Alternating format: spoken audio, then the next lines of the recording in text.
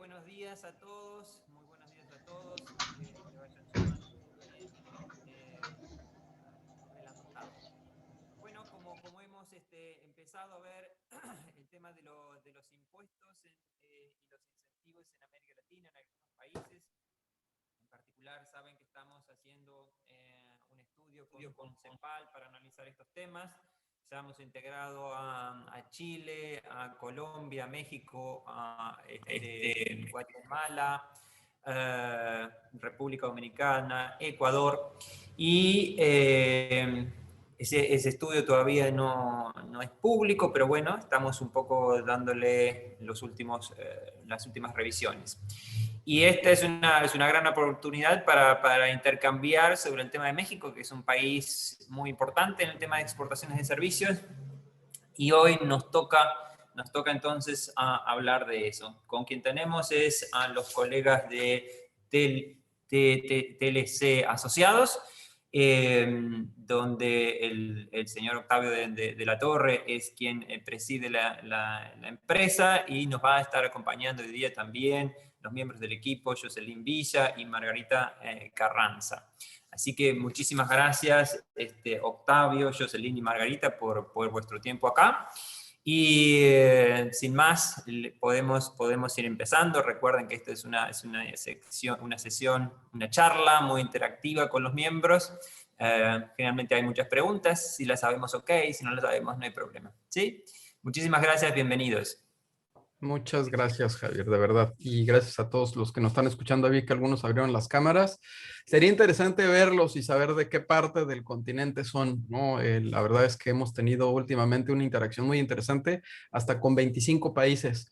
Entonces, esperemos que esto les guste un poco lo que les preparamos. Para nosotros en el tema de México ha sido toda una innovación que se ha venido dando en los últimos años en temas de servicios, de estos impuestos que se están llevando a cabo, sobre todo vinculados con las grandes empresas transnacionales que a través de plataformas digitales prestan servicios o venden productos en territorio nacional. Voy a tratar de compartir con ustedes los impuestos que aplican México a la exportación e importación de servicios. Para tal efecto, me acompaña parte de mi equipo, dos chicas que yo admiro mucho, recientemente graduadas como maestras en materia fiscal y administrativa, la maestra Jocelyn Villa y la maestra Margarita Carranza, quienes forman parte de nuestro equipo en impuestos corporativos. Nosotros como grupo estamos más enfocados en los bienes, ahora sí que en la importación y exportación de bienes, pero el tema de los servicios, sobre todo con las modificaciones que se dieron o el impulso que se dio en las disciplinas que se incorporan en los tratados de libre comercio en los que México son parte, pues ha tomado una importancia relevante y también derivado de la pandemia que estamos viviendo. Incluso en este momento, pues lo que estamos utilizando es un vehículo, como es esta plataforma digital, que nos está conectando en todo el mundo o en todo el continente, en donde estamos transmitiendo y estamos dando cierta información, que si bien es cierto, esta capacitación no genera un ingreso para nosotros como grupo, he de decirlo, para que el SAT no me quiera buscar en mis cuentas, digo, la Hacienda en México, ¿no? No me genera un ingreso, también es cierto que estamos prestando un servicio a través de una plataforma digital, como es este tema de formación. Y esta plataforma digital, por supuesto que tiene un ingreso, por lo menos nosotros, que también Zoom es la plataforma que utilizamos, tenemos que cubrir de manera mensual una factura y a través de esa factura recibimos un servicio o el uso de este tipo de plataformas, y ahí hay una serie de impuestos que se tienen que estar cubriendo. El tema de las plataformas digitales y el uso de las plataformas digitales en México, pues se vino a transformar en cuanto a que se establecieron nuevas regulaciones y hubo una serie de reformas en ley de impuestos sobre la renta y en ley del impuesto al valor agregado. Estas reformas, pues la intención que tuvieron fue tratar de generar un piso más parejo entre el comercio y los servicios formales en México y el comercio y los servicios informales en México, un poco adoptando a la tendencia que se estaba dando en la Comunidad Europea en cuanto a buscar reducir esa simetría entre unos y otros. Obviamente, más adelante a lo mejor platicaré un poquito de unos casos en particular, como el caso Uber, que fue un caso que nosotros estuvimos impulsando, que se establecieran este tipo de retención de impuestos y de pago de impuestos en México, y también el caso de Airbnb. ¿Por qué se los puedo conversar? Porque me tocó estar presente en gran parte de las reformas que se dieron, toda vez que participamos en Concanaco Servitur. Concanaco Servitur es la Confederación de Cámaras Nacionales de Comercio, Servicios y Turismo y representa a 257 cámaras en todo territorio nacional en 900 localidades. Se dice que en cualquier lugar de México hay una cantina, una iglesia y una cámara de comercio. Son las más antiguas. Son los organismos de empresariales más antiguos en México que se decantan de una ley y esa ley establece que le representan a los sectores estén o no estén afiliados a ellos. Es decir, en el caso particular de Concanaco, representa más de 950,000 comerciantes de servicio o de turismo en todo territorio nacional. Los que están afiliados. Y los que no están afiliados, pues como aquí nos gusta a todos darles apapachos, pues también dice la ley que tanto afiliados como no afiliados es el sector terciario de la economía nacional. De ahí que el tema que ustedes van a conversar ya en la parte técnica con Margarita y con Jocelyn, fue un tema en la parte diaria muy importante para este sector, por esa simetría que se estaba dando y sobre todo porque el sector más afectado en términos de competitividad era el sector de turismo. En el sector de turismo, a través de las plataformas de Airbnb, pues se veía una descomposición del mercado en cuanto a los grandes hoteles o pequeños hoteles que tenían que cumplir con una serie de regulaciones y el pago de sus tributos, y esto generaba una asimetría con aquellos que se subían a la plataforma, prestaban su hogar y derivado de prestar su hogar no estaban cubriendo estos impuestos. Un primer paso que se da es esta reforma. No ha sido suficiente porque finalmente lo que se pretende es garantizar la seguridad del consumidor. Y ese también fue uno de los temas cruciales en la renegociación del Telecán al Temec con la incorporación del capítulo de comercio digital. Bueno, este es meramente como una introducción muy, muy amplia de lo que nos gustaría a nosotros abarcar. Aquí lo que hicimos fue ponerles los puntos que vamos a tratar. Vamos desde el marco jurídico del comercio exterior y aduanas en México, la justificación de los impuestos en México en cuanto al marco constitucional, el marco, obviamente las leyes secundarias en cuanto al Código Fiscal de la Federación, ley del impuesto al valor agregado, ley del impuesto sobre la renta. Hay una serie de definiciones que, bueno, tomamos las de la Real Academia, tuvimos acceso al documento que Javier ha estado actualizando de manera constante, que nos parece muy, muy interesante, me gustó mucho, pero bueno, esto sería en términos generales lo que estaríamos tratando nosotros de conversar con ustedes. Primero, como en todo sistema jurídico, nosotros nos regimos por la pirámide de Kelsen. La pirámide de Kelsen en cuanto a la Constitución, los tratados, las leyes, los reglamentos, los decretos. Aquí en México, de conformidad con el artículo 133 constitucional, se establece que los tratados internacionales tendrán, serán consideradas ley suprema de la Unión, es decir, que tienen el mismo rango que la Constitución, pero ojo, salvo que contrapongan la Constitución.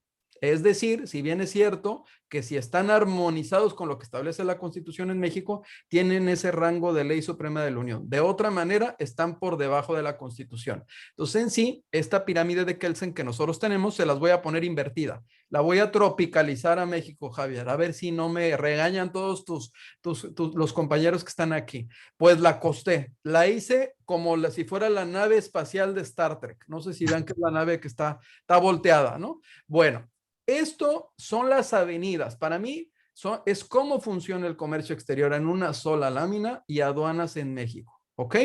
Tú tienes, déjame poner mi puntero láser. Tú tienes la Constitución Política de los Estados Unidos Mexicanos, si te das cuenta, puse un círculo blanco muy grande, ¿ok? Dentro de ese círculo, que es nuestro marco jurídico nacional, porque aquí la Constitución está por encima de cualquier otra constitución o disposición. Cada estado tiene su propia constitución, pero nuestro sistema jurídico, nuestra forma de gobierno, establece que la Constitución Política de los Estados Unidos Mexicanos, pues es federal, es de aplicación general, y todas las constituciones tienen que estar alineadas con esta. ¿Ok? O sea, no pueden ir por encima ni incluso contradecir algo que establezca la Constitución. Hay mecanismos en México para que cuando pues se le ocurre a algún congreso local hacer algo así, bueno, existen una serie de mecanismos en México para poder interponer algún medio que no es tema de hoy, pero sí pasa. Pero bueno, tenemos herramientas, de acuerdo con la Constitución, para hacer que prevalezca. Si se dan cuenta, en este círculo puse unos puntitos. Bueno, esa es mi interpretación del artículo 133 de la Constitución, que establece que todos los tratados de libre comercio o los tratados internacionales, porque los de libre comercio es un tipo de tratado. En México tenemos más de 200 tratados internacionales. El más famoso, que creo que ustedes no lo conocen porque no tendrían por qué, es el de Guadalupe Hidalgo, en donde México celebra un tratado de paz con Estados Unidos. ¿Y qué creen que pasa? Bueno, pues le damos la mitad de nuestro territorio a Estados Unidos. Ese es un tratado famoso, es un tratado internacional.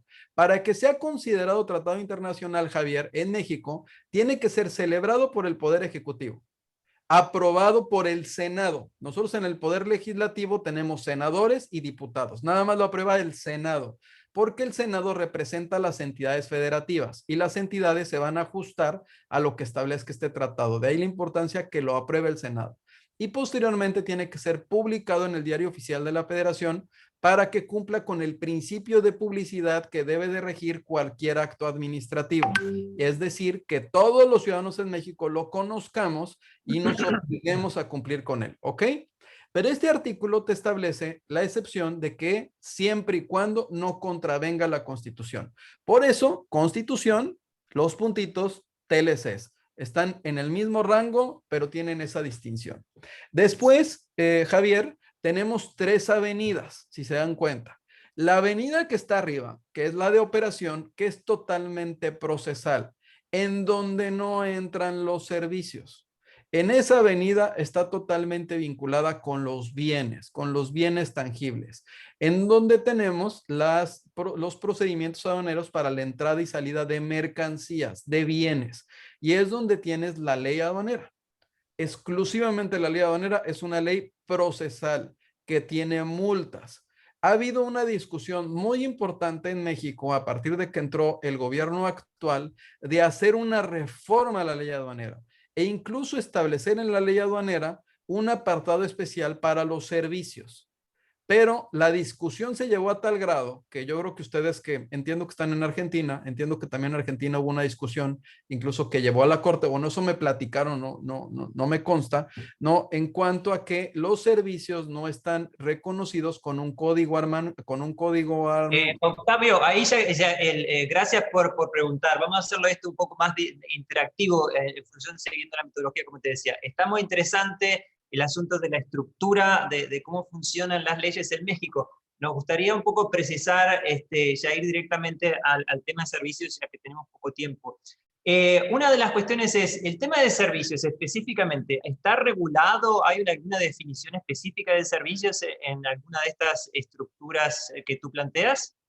Sí, por supuesto que hay unas, pues me voy a saltar entonces todo lo que tenía para ustedes. Por supuesto que hay una definición como tal de servicios, ¿no? Pero aquí tendrías que irte desde la estructura de la Constitución Política de los Estados Unidos Mexicanos en cuanto a quienes están obligados en México a contribuir al gasto público.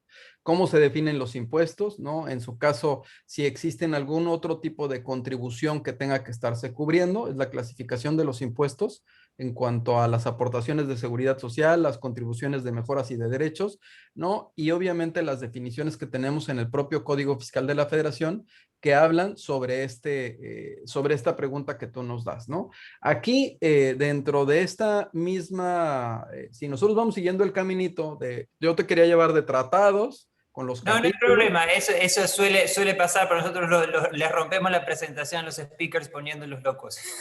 No, ajá. Aquí creo que una parte fundamental, y perdóname que me regrese, pero en esta parte es que los servicios están en este apartado, Javier. Ajá. Aquí te lo estoy mostrando. Tú tienes la parte fiscal en donde están los impuestos. La vía de arriba son los bienes. La vía de en medio aplica para bienes y para servicios.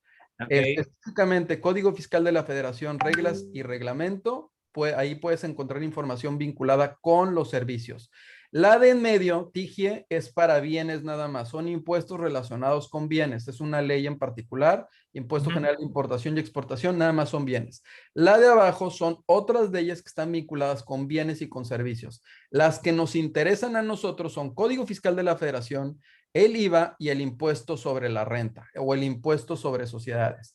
Las que están hasta abajo, esas son las leyes de comercio exterior. Dentro de las leyes de comercio exterior, lo que tratan en su mayoría son de bienes, con Ok. excepción de algunos casos muy interesantes, como el que te pongo hasta abajo, este decreto IMEX. Este decreto IMEX es para, se llama Industria Maquiladora y Manufacturera de Servicios de Exportación. Estos son los incentivos. Esos son los incentivos, exactamente. Y los vas a encontrar en la parte de fomento. Esta clasificación es propia, o sea, no la tomé de un libro, sino más bien la hemos venido construyendo de distintas ideas con diferentes conversaciones. Pero hacer este cuadro como tal te da la idea global de cómo encuentras el marco jurídico vinculado con los bienes y con los servicios. ¿Ok? Ok, muy bien. Aquí ya tendrías, digamos, el piso de los bienes y los servicios. Ahora, en los tratados de libre comercio que México tiene, pues hay tratados muy importantes, por lo menos tres que ustedes tendrían que revisar en temas de libre comercio. Los tratados comerciales a partir del 94 se transformaron. El área de servicios no estaba vista como tan importante. Nuestros acuerdos se vinculaban, igual que con la OMC, más a los temas de los bienes. ¿Qué sucede? Que en el 95 pues se da la primera transferencia por medios electrónicos y el uso del Internet empezó a prevalecer. De hecho, se establece que en 7 años pues logró permear en todo el mundo, lo que en su caso los telares en la época no sé, en la época contemporánea en Europa tardaron casi un siglo en llegar a toda Europa, ¿no? Entonces, ¿cómo permea el Internet? Pues genera que el tema de los servicios también tome mucho más fuerza. Del 95 en adelante se empiezan a estructurar en los tratados algunos principios vinculados con los servicios. Particularmente, el Telecán ya trataba el comercio transfronterizo de servicios, con temas vinculados con entrada temporal de personas, con algún reconocimiento o reconocimiento mutuo o validación de algunas profesiones. Había ciertos principios incipientes. ¿Qué sucede a partir de que entran los nuevos esquemas o se da digamos, unos tratados modernizándose a través de Alianza del Pacífico, el TIPAD y el TEMEC? Es donde ya se establecen mayores principios vinculados con el comercio digital. Dentro del comercio digital, el tema de los servicios te genera que reduzcas tus fronteras. Y a través de la reducción de estas fronteras, bueno, pues este tipo de comercio digital tenía que mantener lo que te decía en un principio, tenían que buscar la manera en que la simetría no se redujera un poco. Bueno, entonces nosotros ya tenemos de manera clara que México al día de hoy tiene estos 13 tratados de libre comercio con 52 países que te representan un 70% del PIB mundial. Pero el más importante es el que tenemos nosotros con Estados Unidos y con Canadá, que te representa el 25% del comercio mundial. En ese tratado en particular, el capítulo de comercio transfronterizo de servicios sí sufre una modificación sustancial y se incorpora el capítulo de comercio digital. Dentro del capítulo de comercio digital, aunque existió muchísima resistencia para que los servidores no tuvieran que estar en la región del Telecán o del TEMEC, obviamente por un tema de establecimiento permanente, estaba más vinculado con un impuesto sobre sociedades, sobre esas grandes empresas transnacionales que a través de sus plataformas hacemos negocios todos los mexicanos, los de Estados Unidos y Canadá. Bueno, si bien es cierto que no se logró ese objetivo, sí se logra que los países puedan establecer aranceles tratando o impuestos nacionales tratándose de los servicios o de las actividades que se desarrollan a través de este comercio digital. Es ahí donde entra la reforma que te platicaba un poco relacionada, por ejemplo, con el caso de Airbnb o con Claro, eso de la reforma de Airbnb me imagino que tiene que ver más con importación de servicios. Quizás podemos primero hablar un poquito de exportación, si fuera posible, ¿qué te parece? Claro. Si te parece, siguiendo un poco con lo que sería la presentación, ¿no? Bueno, aquí les pusimos en cuanto a cómo funciona y cómo se justifica el impuesto, ¿no? Las obligaciones que tenemos en México todos de contribuir al gasto público, es el artículo 31. Hay una serie de principios que se tienen que cumplir, no son desconocidos de ustedes. Finalmente, el sistema jurídico que ustedes utilizan es muy similar al mexicano. De hecho, hay mucha doctrina que se llega a utilizar que ustedes generan. Lo que nos dice el Código Fiscal de la Federación en cuanto a cómo se clasifican las contribuciones, ¿no? La manera en la que los impuestos también, quiénes los deben de pagar. Aquí obviamente pues funcionan las personas físicas, personas morales. Ya existen personas morales o personas jurídicas que son unipersonales. Es un nuevo esquema societario que se impulsó desde el sexenio pasado. Bueno, y también aquí sería interesante comentar que en el caso de México, uno de los puntos que abarcó la reforma fue el tema de defraudación fiscal. De ahí que el tema del impuesto sobre sociedades o el impuesto sobre la renta o el IVA sea importante conocerlo cuando hagas negocios en México, porque la reforma desde el 2016 establece la disolución de la persona jurídica. Es decir, en México existe la pena de muerte para las personas morales que se porten mal. No para las físicas, pero para las morales sí. ¿No? Y hay una serie de elementos del debido control o debida diligencia que se tienen que conocer para que tengas un atenuante. O sea, si te portaste mal, pero me demuestras que trataste de no portarte mal, pues bueno, te doy un manotazo, pero no te disuelvo la sociedad, ¿ok? Entonces, Muy el bien. tema de la defraudación fiscal en México tomó mucha fuerza a partir del 2018, 2019 y 2020. Y hubo reformas que están vinculadas con estos impuestos, en los cuales entra, por supuesto, los servicios. De hecho, fíjate bien, en México, de acuerdo con el análisis que hace el SAT, donde se daba mayor defraudación fiscal, ese delito era en qué sector crees? En el de servicios, porque son intangibles. Entonces, fue de los sectores que han sido más regulados, ¿no? Sobre todo los que prestan nómina, los que prestan servicios, los constructoras, todos esos intangibles para el gobierno mexicano, pues fueron un foco rojo al darse cuenta que la estructura jurídica no correspondía a lo que estaba pasando y la defraudación que se estaba dando era inmensa. De ahí que en México se genera una reforma que obviamente pues es terrible, porque si tú caes en este esquema de defraudación común que sea calificada, por ejemplo, o contrabando calificado, bueno, pues lo que sigue es prisión preventiva de oficio. Es decir, aunque no tengas la culpa, mientras estés en proceso, te la pasas en el fresco bote, ¿no? Hasta que tú lo demuestres. Pero es parte de las preocupaciones que tenía México en cuanto a este tipo de impuestos. De aquí que podamos tener las definiciones de servicios, que es una definición de la Real Academia que es más meramente nada más como informativa. Y bueno, aquí ya entramos un poco a cómo la normatividad mexicana va dándole un tratamiento de manera particular a la exportación de servicios, que era la pregunta que tú tenías. Y dentro de lo que establece la ley del impuesto al valor agregado, se reconocen a la exportación de servicios tanto, no, bueno, distintos tipos de servicios que los vas a tener tanto grabados al 16, al 0 o exentos.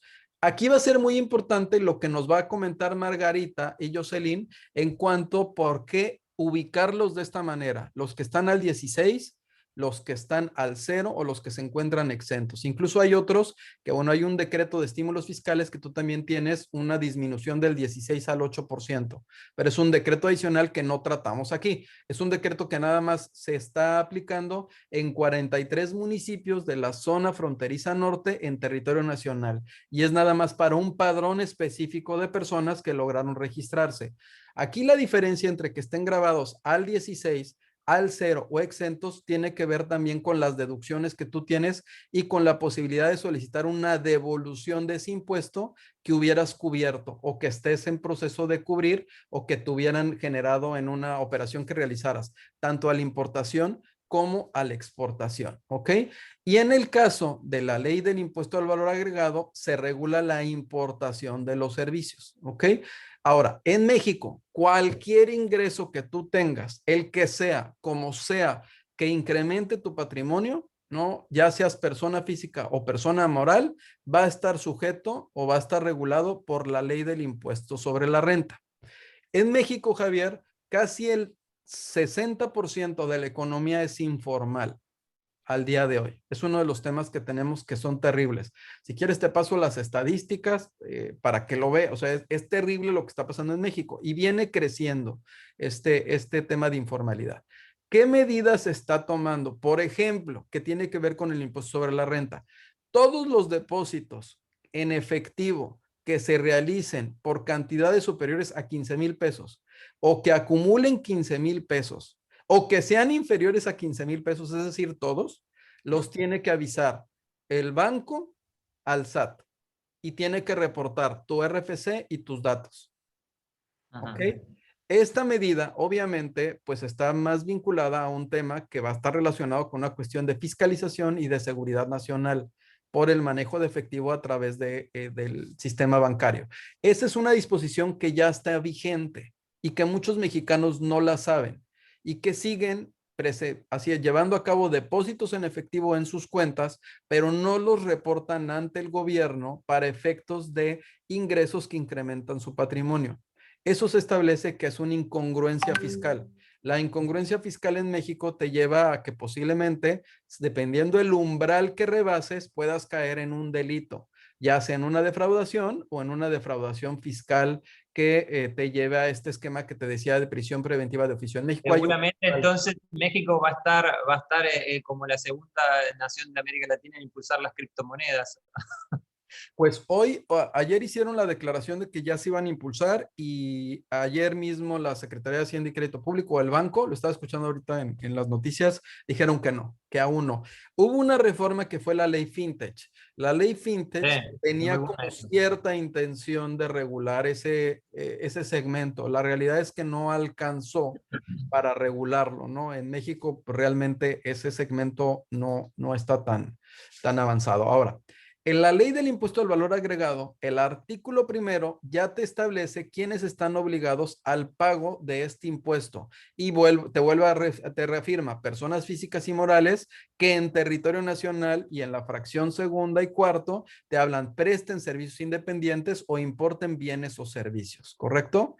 Aquí es la parte en donde eh, si yo llevaba a cabo una actividad a través de una plataforma digital, bueno, pues yo no estaba enterando ese impuesto al valor agregado y tampoco estaba enterando ese impuesto sobre la renta. Entonces, la reforma a lo que te lleva es que la plataforma te retiene el impuesto y lo entera al gobierno. Y también te dan la opción de que tú como persona física y buen ciudadano mexicano y para cumplir con tu obligación de contribuir al gasto público, bueno, le digas a la empresa extranjera que te retenga también el impuesto sobre sociedades con una tasa flat y se lo entere al gobierno. Obviamente no puedes deducir nada, pero te quitas de la monserga de estar haciendo declaraciones. O sea, si tú Pero ves... ahí me perdí un poco, Octavio. ¿Eso tiene que ver con importaciones? Si es con importaciones lo vemos en unos minutos. ¿O tiene que ver con exportaciones? ¿Con plataformas mexicanas o plataformas Con extranjeras? importaciones, con importaciones. En Capaz que el, después le preguntamos en unos minutos entonces eso. en el tema de exportaciones, la mayor parte de los servicios que México puede prestar o los mexicanos pueden prestar se encuentran exentos, ¿no? Es correcto, ¿no? Yo, sí, Margarita, en exportaciones se encuentran exentos los servicios, incluso los programas que tenemos de fomento, bueno, pues van hacia ese lado. No sé si quieran agregar algo en temas de exportaciones. Sí, en tema de exportación, manejamos aquí en México lo que es la tasa cero. Esta tasa cero es atractiva para que las personas quieran exportar porque les da el derecho a acreditar el impuesto al valor agregado y bien tener saldo a favor de IVA. Cuando hacen los servicios exentos como tal, lo que pasa es que se pierde el derecho al acreditamiento, por ende el IVA acreditable de los gastos se pasa directamente al gasto y el contribuyente pues no tiene derecho a tener saldo a favor porque se va todo al gasto. En este caso, para las exportaciones como tal, pues tenemos tasa cero, que lo podemos ver en la figura de las maquilas aquí en México, que pues tienen saldo a favor. Pero dame un segundo que me perdí. Sí, y Sí. mi cuestión es, si lo entiende un niño de 6 años, yo lo puedo entender, entonces seguramente nuestros colegas también. La primera pregunta, antes del IVA, entiendo que en caso de México, en lugar de estar todos los sectores exentos de IVA, solo hay una serie de sectores específicos que están exentos de IVA. ¿Esto es correcto? Así es, principalmente, Margarita, si me puedes ayudar proyectando la presentación, por favor, en la primera, la de la ley del IVA, el artículo 1, para verlo. ¿Me ayudan a darme permisos solamente, por favor? Te paso los permisos, Margarita. Por Espérame. supuesto que los miembros de ALES que quieran intervenir, ahí te veo Luis, si hay preguntas, cuando quieran pueden hacerlo.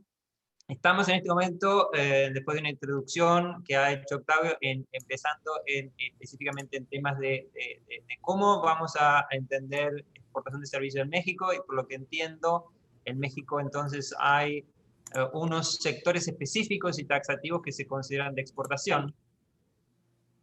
Así es. ¿Puedes proyectar la de arriba, por favor? No. Esa. Con eso está bien. Sí. Principalmente, como comentó el doctor Octavio, ¿no? Hace un momento, en la ley del impuesto al valor agregado, en el artículo 1, nos desglosa las 4 actividades que están grabadas. Aquí podemos ver que tenemos la prestación de servicio independiente y también la importación de bienes o servicios como tal. Entonces, ahí de entrada ya nos estableció la hipótesis, el hecho jurídico que va a dar como la generación del IVA, ¿no? Posterior a ello nos dice que si es en territorio nacional, personas físicas y morales. Ahí puedes dar la siguiente, por favor. Aquí tenemos que se considera servicio prestado en territorio nacional, que atendemos al artículo 8 del Código Fiscal, que establece que para efectos fiscales se entenderá por México el país y territorio nacional, con lo que conforme a la Constitución Política de los Estados Unidos Mexicanos. Esto nos remite a la Constitución en el artículo 42 de la misma. Ahí nos desglosa, ¿la que sigue, Margarita? ¿Qué es lo que se considera para México territorio nacional, ¿no? Las partes integrantes de la federación, islas, incluyendo arrecifes y cayos, las islas Guadalupe, la plataforma continental, y entre otros. Esto es de manera informativa. Esto es de la Constitución Política de los Estados Unidos Mexicanos. La que sigue, Maggie. Y aquí entramos de lleno al capítulo 3 de la ley del impuesto al valor agregado, en donde nos enfocamos en la prestación de servicios como tal. El artículo 14 nos dice qué se define para esta ley como un servicio. En general, es la prestación de obligaciones de dar, de hacer o no de hacer o de no hacer a favor de un tercero, ¿no? También se considera el transporte de personas o bienes, el seguro, el afianzamiento, refinanciamiento, mandato, comisión, mediación, asistencia técnica, transferencia de tecnología, toda obligación de dar, de no hacer o de permitir asumida por una persona. Aquí pues ya nos englobó qué son los servicios como tal, pero de aquí ya nos va a empezar a hacer una diferencia entre cuáles sí graban al 16, cuáles se encuentran exentos y cuáles son tasa cero. No sé si hasta aquí hay algún comentario. No, esto la idea es verlo aterrizado sobre la exportación, Jocelyn, así que Perfecto. digamos, por favor. La que sí. Ajá. Y muy importante, que para la ley del impuesto sobre el valor agregado, no se considera la subordinación como una prestación de servicios como tal. El artículo 8 en la Ley Federal del Trabajo establece que es trabajador, que es la persona física que presta a otra, físico-moral, un trabajo personal subordinado. Nada más para tenerlo en cuenta, que mientras haya subordinación como tal, pues se considera trabajador, no una prestación de servicio independiente. La que sigue, Margarita. Aquí se establecen los servicios que están exentos, por los cuales no se paga el impuesto por la prestación de los siguientes servicios, que son comisiones por créditos hipotecarios, comisiones por fondos al retiro, los prestados en forma gratuita, también los de enseñanza. Aquí quedan incluidos las escuelas que tengan la validez ante la Secretaría de Educación Pública en México, aseguramiento contra riesgos agropecuarios. ¿La que sigue? El transporte público terrestre de personas que se presta exclusivamente en áreas urbanas, transporte marítimo internacional, espectáculos públicos por el boleto de entrada, salvo los de teatro y circo, los prestados por personas morales autorizadas para recibir donativos, servicios profesionales de medicina y así mismo. Entendemos que hay una serie de sectores de servicios que no pagan IVA. Vayamos, Sí. por favor, específicamente al tema de exportación de servicios, si es posible. Sí, la que sigue, Margarita. Ok, aquí nada más esto es acerca de las plataformas digitales, lo voy a comentar de manera general. Como se comentó anteriormente. Margarita, eso tiene que ver con el tema de importación, entiendo. Si podemos quizás ver específicamente para entender cuáles son los sectores capaz que tenés ahí que son considerados de exportación. Ok, adelante, Margarita, la que sigue. La que sigue también. Hasta la exportación. La que sigue. Aquí en el capítulo sexto hablamos acerca de la exportación de bienes o servicios como tal. En el artículo 29 establece que las empresas residentes aquí en México calcularán el impuesto aplicando la tasa del cero. Como mencioné, es muy importante atender qué es la tasa del cero, no exento, a veces se llegan a equivocar. Entonces, esto es para la enajenación de bienes o prestación de servicios cuando se exporten. Esto también es muy importante porque tiene que cumplir con todo el requisito, que sea una persona física o moral dando un servicio a un extranjero, tasa cero, y se tiene que exportar. Se considera como exportación de servicios la exportación definitiva en términos de la ley aduanera. Aquí ya entramos a temas de comercio. La enajenación de bienes intangibles realizadas por persona residente en el país a quien resida en el extranjero, el uso o goce temporal en el extranjero de bienes intangibles, asimismo la prestación de servicios como asistencia técnica, operaciones de maquila y submaquila, publicidad, comisiones y mediaciones, seguros, operaciones de financiamientos. La que sigue, María. También servicios de atención en centros telefónicos de llamadas originadas en el extranjero. Aquí se tienen lo que son los call centers. Servicios de tecnología como desarrollos de sistemas, administración de bases de datos, alojamiento de aplicaciones informáticas, continuidad de servicios anteriores. Esto es lo que se tiene considerado como una exportación de servicio. No sé si hasta aquí hay alguna duda. Entonces, para repetir, entonces, si entendí bien lo que comentaste, Jocelyn, no, las exportaciones de servicios no están con tasa cero, salvo estas específicas que tú mencionaste que tienen que ver con los call centers, con sectores de tecnología de información y algún otro. ¿Correcto esto? Sí, eso es correcto. Principalmente nos tenemos que encontrar en el supuesto de cumplir con la exportación como tal, caer en alguno de los supuestos que nos indica la ley del impuesto al valor agregado, que es las que vimos anteriormente, y posterior a ello, también hay una serie de reglas. Por ejemplo, cuando se hace una exportación de servicio de tecnología, en el reglamento nos dice, bueno, si vas a hacer una exportación, supongamos, de alojamiento de páginas web, el dinero, el ingreso te tiene que venir principalmente de un extranjero para acreditar que se está haciendo la exportación del servicio. Entonces, todo ese tipo de requisitos tienen que cumplirse, ¿no? Tienes que emitir el servicio como tal con un IP aquí mexicano. Entonces, ahí es donde se va encuadrando todo para que haya materialización de la exportación. Maggie, la anterior. Y como se mencionó, la aplicación en la que estás. Esa. La aplicación de la tasa cero es un elemento importante para efectos contables y fiscales porque la falta del desglose del impuesto y omitir señalar el porcentaje como tal que diga tasa cero nos hace acreedores a una sanción, a una multa por haber hecho el CFDI, que para nosotros es la factura, de manera incorrecta. Hay una cuestión que has dicho, para cuando vos vas a exportar estos servicios que tienen tasa cero, ¿vas a requerir de una factura específica de exportación o es la misma factura que se utiliza a nivel doméstico? Con la factura que realizamos aquí, con el CFDI a nivel doméstico como tal, es suficiente, nada más que si hay que atender, como les comenté, a que el dinero venga del extranjero y todas esas formalidades, ¿no? Lo que pasa es que ahí, Javier, lo que pasa es que lo que está preguntando anteriormente se pueden utilizar proformas. El tema con el CFDI, ya que requieres una firma y requieres que se emita a través de medios electrónicos, a través de un PAC, cumpliendo con ciertos requisitos.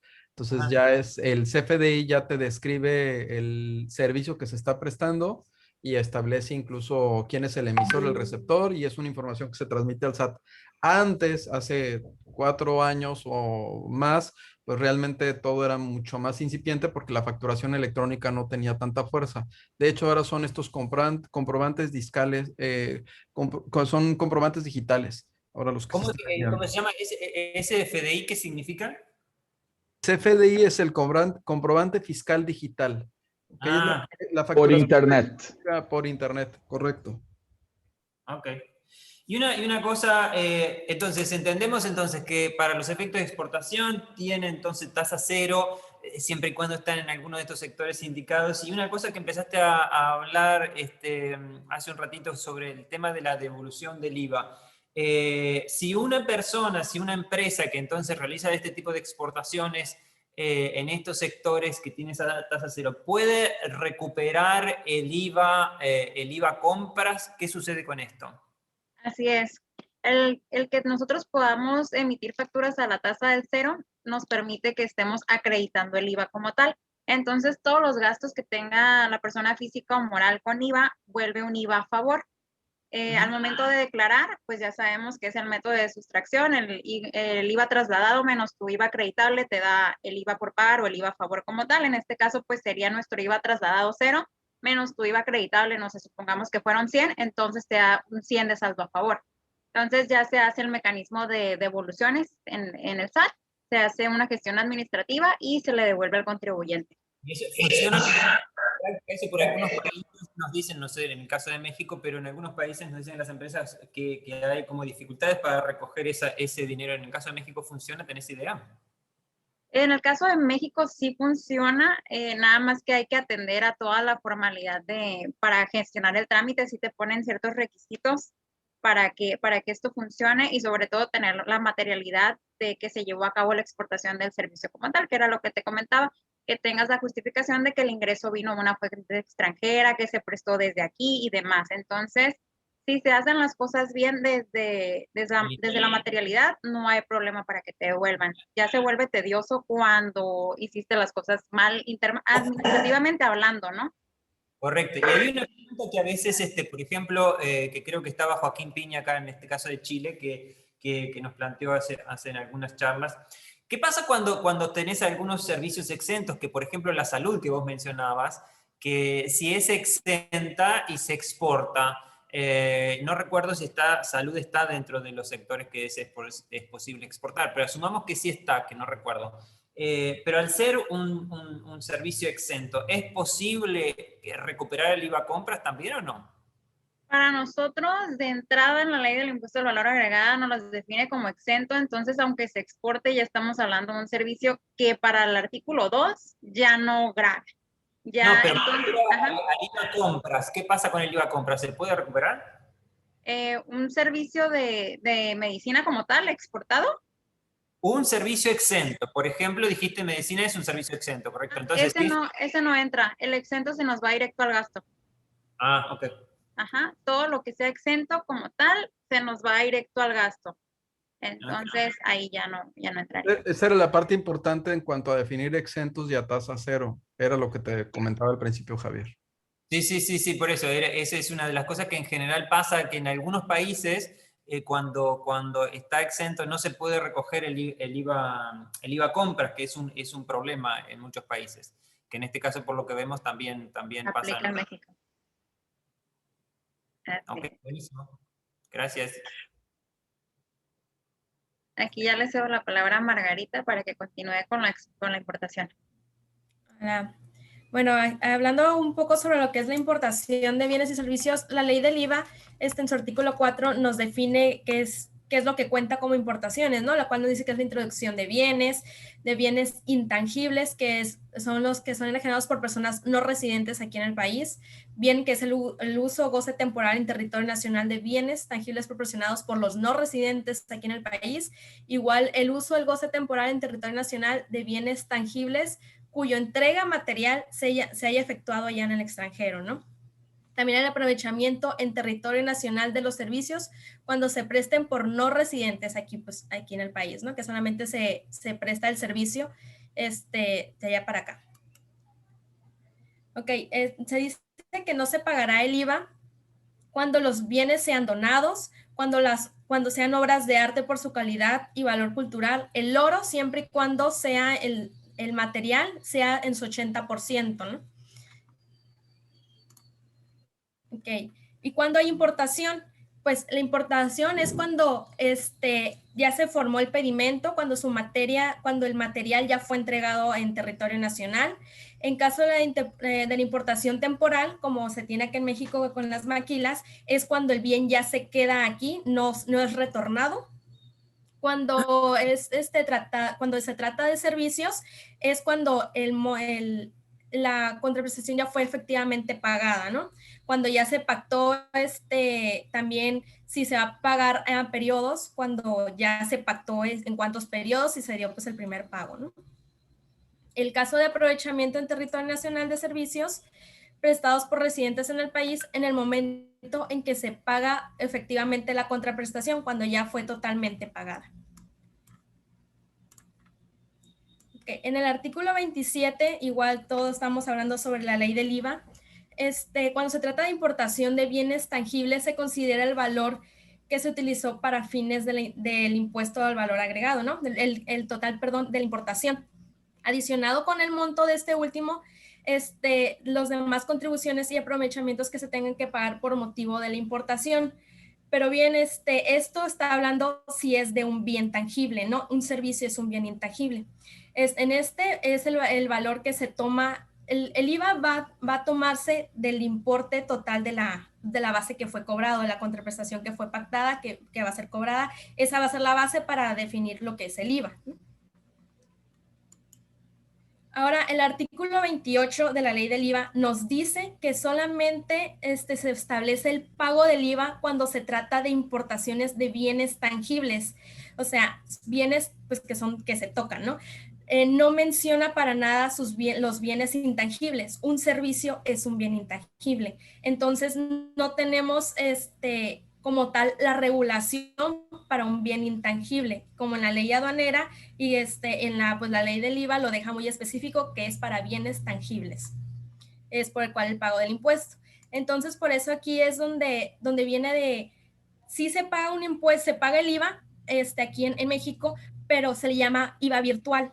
El IVA virtual, pues es el pago, o sea, sí, se paga el impuesto, pero cuando nosotros hacemos nuestra declaración de impuestos, nos lo acreditamos y nos lo ponemos en el causado. Esto para que haga un efecto cero.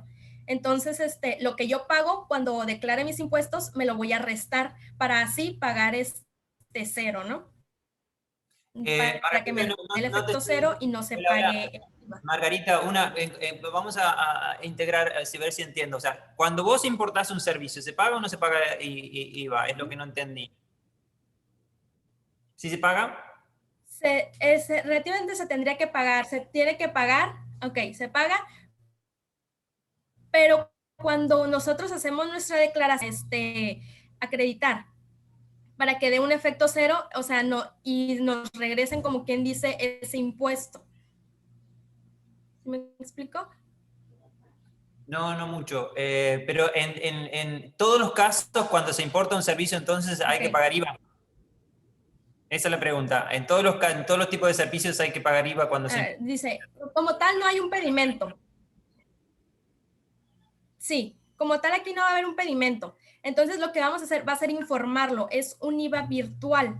Virtual es pues nada más que se va a informar. Se va a decirle al fisco, sí, de este servicio podría haber... Es una retención que se hace la empresa, pero sí hay que pagarlo, a retenerlo y pasárselo al fisco. O sea, pero la pregunta es, en todos los casos.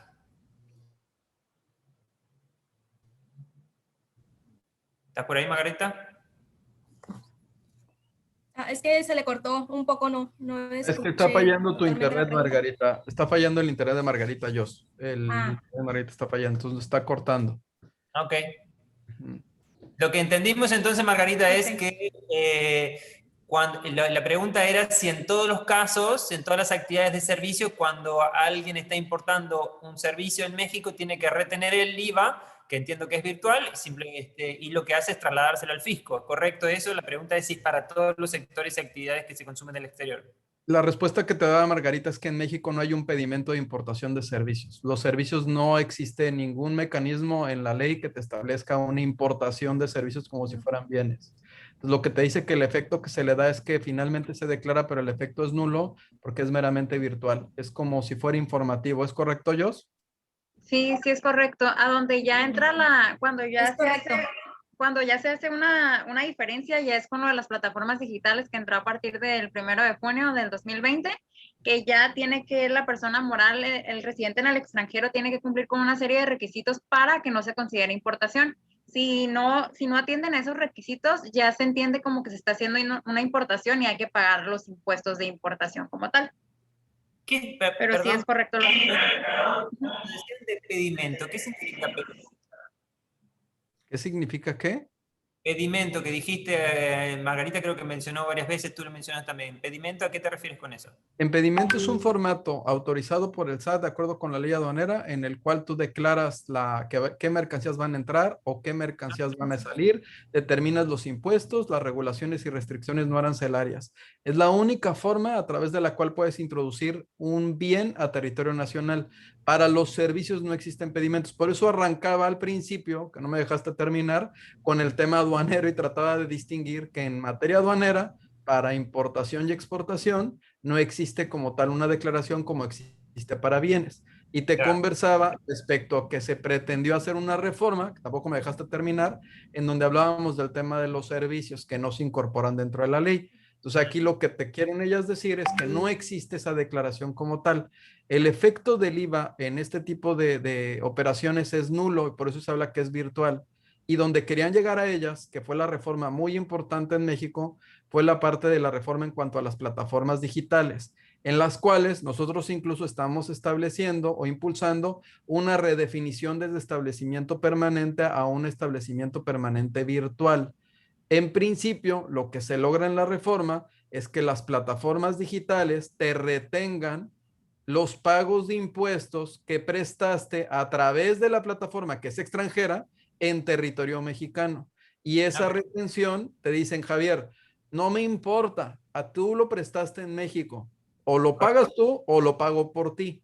El paso que sigue, que se está buscando, es que ahora las plataformas digitales de la riqueza que generen en México, aun cuando estén en Chile o en Argentina, de lo que se venda o se consume en México se deje un impuesto. Y eso incluso es entiendo que recientemente hubo una propuesta que México apoyó de un impuesto como un impuesto mínimo, umbral mínimo relacionado con el impuesto sobre sociedades.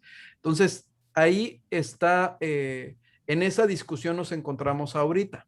Entonces, aunque yo use tu plataforma digital, finalmente el servicio que estoy prestando a través de tu plataforma que está domiciliada en Luxemburgo, pues ese servicio en México está sujeto al pago de un impuesto porque todo lo que se consuma, todo lo que se preste de servicios en territorio nacional, de acuerdo con la ley del IVA, está sujeto al pago del IVA. Y en en el tema del IVA te establecen los exentos, los que están a tasa cero, los que están al 16 e incluso una reducción del 16 al 8 tratándose del IVA. Y la otra parte es que cualquier ingreso que tengas en México va a estar sujeto al impuesto sobre la renta. Entonces, creo que la parte interesante o importante de lo que transmite Margarita y yo, a reserva de que me corrijan, es que el tratamiento en la exportación de servicios, al no estar exento para todos, te permite solicitar la devolución de esos servicios, de ese dinero. En una cadena, la industria maquiladora y manufacturera de servicios de exportación puede tener compras en México que están sujetas a pago de IVA.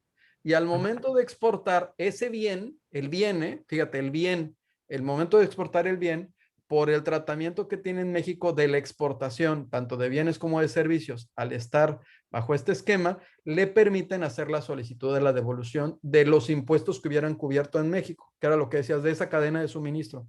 Tú los acumulas. Unos los vas a no es tanto que los compenses, pero bueno, lo que tengas a tu favor vas a solicitar que se te devuelva. Ahora, en México, este esquema sí es complicado. O sea, entiendo que a lo mejor no queremos ver mal a mi país, pero mi país en el ranking vinculado con el pago de impuestos es de los más, de los que se encuentran peor calificados. O sea, estamos en el continente porque el pago de impuestos en México, aunque se trata de hacer a través de plataformas digitales, pues no deja de ser una mera simulación, que es sumamente complejo porque requieres tener ciertos conocimientos, hay una serie de actividades para pagar y lo que sigue después porque te pueden todavía revisar 5 años después. Entonces, en ese aspecto hay una brecha muy compleja en México. Ahora, las devoluciones, aunque por ley se establece un plazo para que te devuelvan, la verdad es que México nunca lo cumple. Entonces, en las devoluciones también hay un tiempo que el propio gobierno se toma adicional. Ahora, hay un esquema como persona física, tienes más beneficios en devoluciones porque México ya evolucionó una plataforma que te calcula automáticamente qué te van a devolver. Pero el grosor, la parte jugosa en México de la devolución está en las empresas. En México hay 2 millones de empresas. Hay 27 millones de personas físicas con actividad empresarial. 2 millones de empresas y el resto son asimilados a salarios que te da 79 millones de contribuyentes. Entonces, más o menos esa es la configuración que tiene, ¿no, Margarita? Ellos, no sé si aquí quieran agregar algo por el tema. Ahora creo que quedó más clara y nuevamente desde antes, por eso te pedía disculpas desde antes por las interrupciones, pero es la metodología que estamos utilizando de hacerlo interactivo y de diálogo. Una pregunta, tenemos unos minutos porque sé que tenés una reunión, Octavio, no queremos cortarte esas reuniones, pero habiendo quedado claro el tema del IVA, el impuesto a la renta, si podemos decir brevemente cómo funciona en el caso de esto de las exportaciones de servicios, y lo que tengo una pregunta específica ahí es, asumiendo que lo que tú dijiste, que van a pagar las empresas impuesto a la renta por todas las actividades que tengan a nivel global, ¿no? La pregunta es, con esto de la exportación de servicios, ¿qué pasa con el tema de la doble tributación? México es uno de los países de América Latina que tiene de acuerdo en doble tributación y eso está formidable y la verdad que felicitaciones por eso. La pregunta específica sería, ¿existe algún mecanismo unilateral de México que permita, por ejemplo, si vos exportaste servicios a un país que no tenga un acuerdo de doble tributación, tener una acreditación de esos impuestos, del impuesto a la renta que ya pagaste en el extranjero?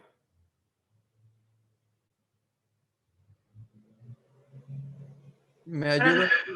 Para la ley del impuesto sobre la renta, principalmente, si no se tiene un tratado de doble tributación, gastos que hayas efectuado en el extranjero los puedes deducir, o sea, los puedes utilizar, ¿no? Para el IVA no, pero para la ley del impuesto sobre la renta sí, que pues son dos impuestos diferentes, ¿no?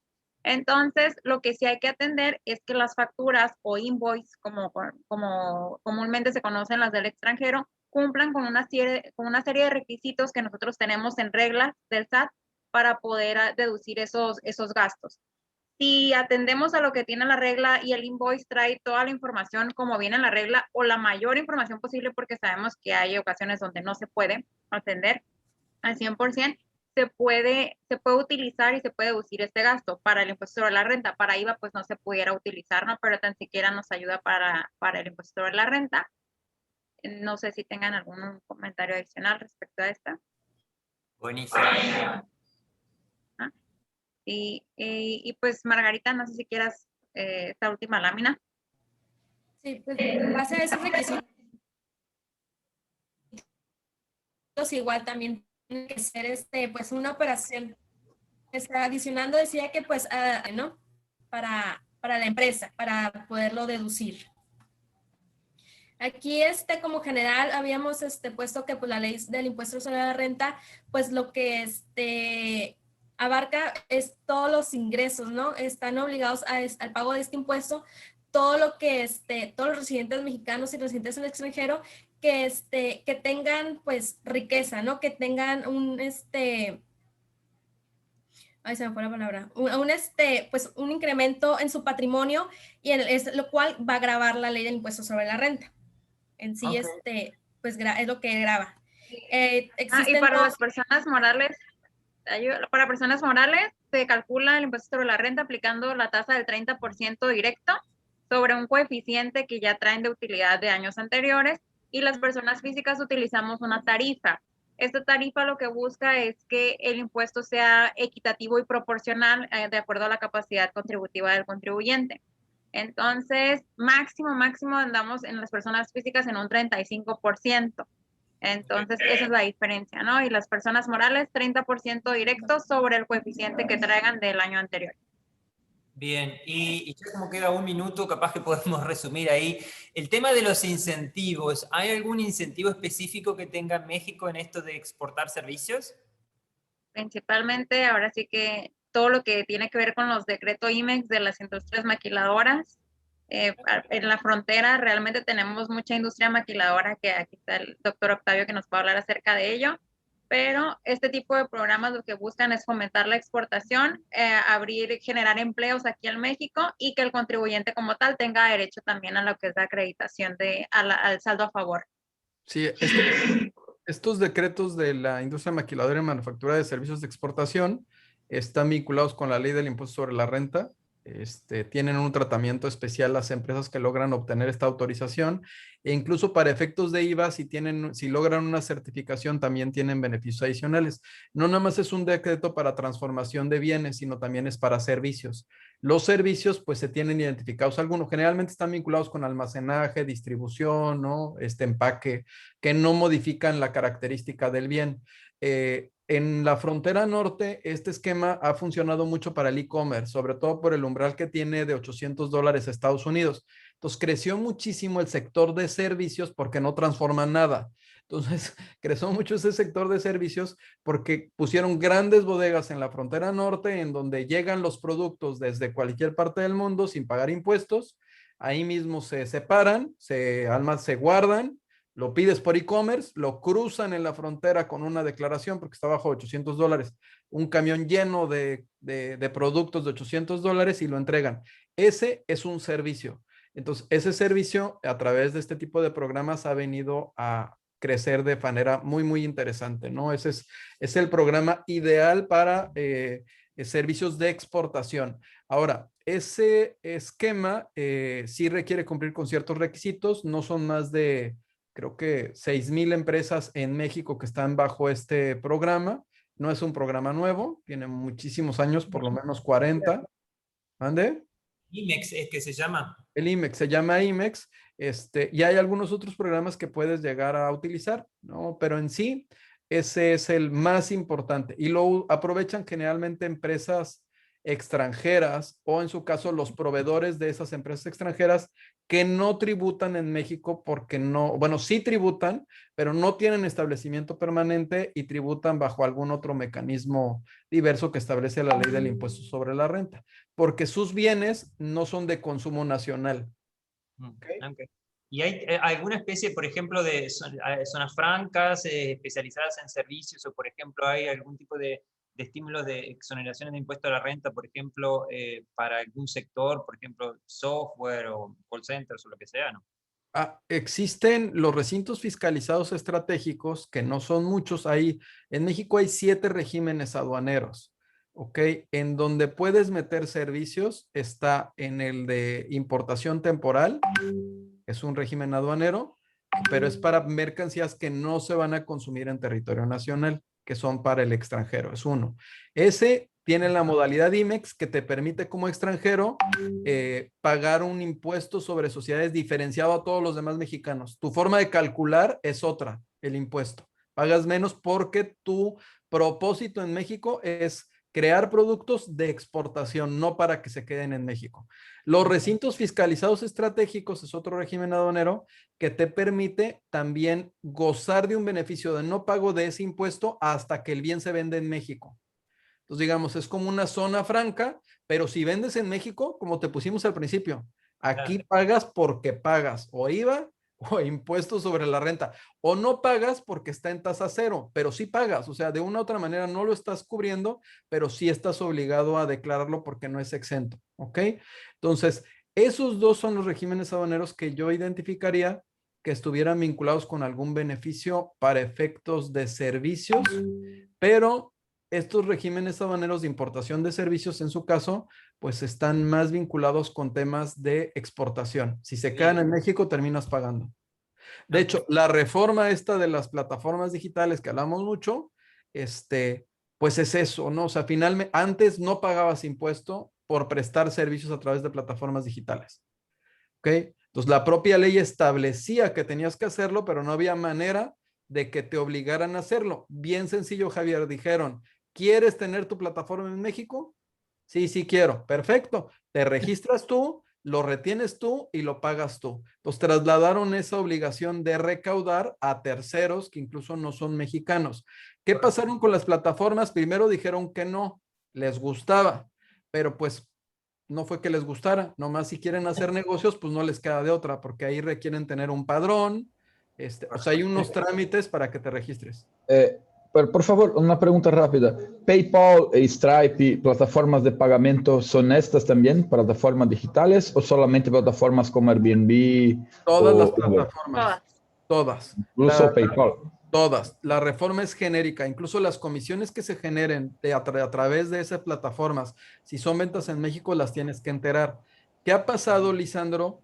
Que el gobierno va avanzando poco a poco. La idea de la ley es que incluso te puedan bloquear la plataforma si no cumples. Entonces, eso fue parte de la propuesta que presentamos nosotros como confederación en el TEMEC, donde establecíamos una pena para la plataforma si no cumplía en México.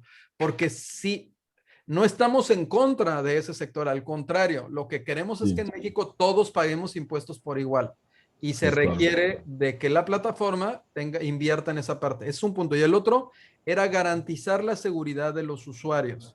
Entonces, si estoy en México y desarrollo un sitio web para uno de otro país y recibo mi pagamento por PayPal, ¿quién tiene que hacer la retención? ¿PayPal o yo como profesional? Ok. Todos los servicios y bienes que se vendan en México, no lo que vendas en el extranjero, ¿ok? Van a estar sujetos al pago del impuesto al valor agregado y al pago del impuesto sobre la renta. En México te puede retener quien, o sea, Zoom, bueno, ¿cómo te lo pongo? Uber. Uber es como PayPal. Yo Uber, contrato en Uber un vehículo, le pago a Uber, Uber recibe el dinero en Londres, y Uber le paga al chofer y le paga al gobierno mexicano los impuestos que el chofer tenía que pagar de IVA. Y ahora, el impuesto sobre la renta le dice al chofer, Lisandro, ¿los quieres pagar tú o los pago yo por ti? Tú vas a decirle a Uber, no, págalos tú por mí. Perfecto. Ellos pagan tus impuestos, pero no puedes deducir nada. No, yo lo voy a pagar. Perfecto. Tú cada mes tienes que declarar y pagar tus impuestos. Si no declaras y pagas tus impuestos, el gobierno, pues, te puede iniciar una revisión, te determina una opinión que se establece negativa de obligaciones fiscales y después te puede pedir amistosamente que le pagues o te embarga las cuentas, ¿no? Digo, eso pasa, ¿cierto? ¿No, Jos? Eso pasa continuamente. Entonces, todos los servicios que presten los mexicanos a través de plataformas digitales y que se pague a través de las plataformas digitales, la plataforma va a tener la obligación de estar registrada en México en un padrón. Ese número de registro los va a obligar a hacer esta retención y dispersar el impuesto de lo que se consuma en México. Porque los bienes, Lisandro, tienen otro tratamiento. Los bienes se exportan con pedimento. Eso es, ahí se paga el impuesto al momento de que se importa, o en el caso de exportación de bienes, no hay impuestos en exportación que yo identifique. Debe de haber excepciones. La mayor parte de los bienes no están sujetos a pago de impuesto a la exportación de México. Si hay alguna pregunta, sabemos que Octavio tenés que irte. Joaquín, ¿tenés una pregunta? Dale. Sí, una consulta. Bueno, muy buena la presentación. Una consulta bien cortita. Nosotros con México, Chile tiene con México un acuerdo de doble tributación, ¿cierto? La consulta es la siguiente. Por ejemplo, si yo presto un servicio empresarial desde Chile a México como empresa, ¿cierto? Va a estar afecto a un impuesto, perdón, va a estar a un impuesto tasa cero, pero sí va a estar afecto al IVA, ¿cierto? Ese es como el resumen. Y lo otro, si se configura un establecimiento permanente en México, ¿cierto? ¿A qué tasa va a estar afecta ese servicio? ¿Va a estar afecto al 30% o va a haber una tasa diferenciada? Como persona física. Dependiendo del servicio que se preste. Ajá, como persona física, la tasa que te tocaría debería ser en base al ingreso proporcionado, que es lo que te comentamos, que para las personas físicas se utiliza una tarifa. Una tarifa donde ponemos el ingreso, viene entre el ingreso mayor, el ingreso menor, en un rango, ahí te pones en el supuesto y ya se hace el cálculo como tal. O sea, va a depender del valor de la exportación. Ajá, del valor del ingreso. Los ingresos tú vas acumulándolos por periodos y sobre esos ingresos que tengas es donde se puede llegar a determinar cuál es el impuesto que vas a estar pagando. Y está vinculado tu monto total de ingresos en cuanto a la tasa que vas a estar cubriendo. Ok, esos ingresos pueden tener ciertas deducciones. Eso va a estar vinculado con tu régimen tributario. Tú tienes diferentes regímenes bajo los cuales te puedes registrar en México, distintas actividades. Incluso Pero existen siendo yo persona no residente en México, yo soy una empresa no residente en México que exporta un servicio a México. Entonces, yo me paso, por ejemplo, puedo tener, pasarme de los 183 días y ahí puedo tener un establecimiento permanente en México y por lo tanto México me va a aplicar impuestos como si no existiese el convenio Chile-México y por lo tanto me va a aplicar una tasa local, ¿o no? Es como lo hace Chile, por ejemplo, si fuera al revés, digamos. Para esto, a fines de la doble tributación, hay que atender principalmente a lo que viene siendo la ley de Chile. Ahora sí que no tengo conocimiento acerca de cómo hacen el cálculo ustedes de impuestos, pero en su caso, si se paga el impuesto acá en México, pues ya se puede acreditar con el impuesto que pagas en Chile para no hacer un doble pago de impuestos. Mientras esté el convenio, ya ahí es donde se hace. De manera general, se atiende a la tarifa, nada más, ¿no? Pero sí habría que ver si al momento de que tú pagues el impuesto aquí como tal, pues ya se disminuye del tuyo en Chile y ya no pagas ya por eso, porque ya estás, al final de cuentas lo que te está grabando es tu incremento en el patrimonio, ¿no? Tu riqueza. Entonces, si ya te lo está grabando México, pues ya en Chile, en teoría, ya no deberías de pagar, porque ya tienes que tener una constancia de retención. No, claro. Y ya. Claro, efectivamente, así como funciona el convenio, la mayoría de los convenios que tiene firmado Chile, es que si efectivamente se paga en México, en este caso, lo que se paga en México es crédito contra los impuestos chilenos. Pero la pregunta es, ¿a qué tasa, digamos, va a estar afecto en el caso que tenga que pagarse en México? Por ejemplo, que se configure un establecimiento permanente en México, por ejemplo, si se diera de de acuerdo alta al en convenio. México, ¿cuál es Esa la tasa va a depender, digamos.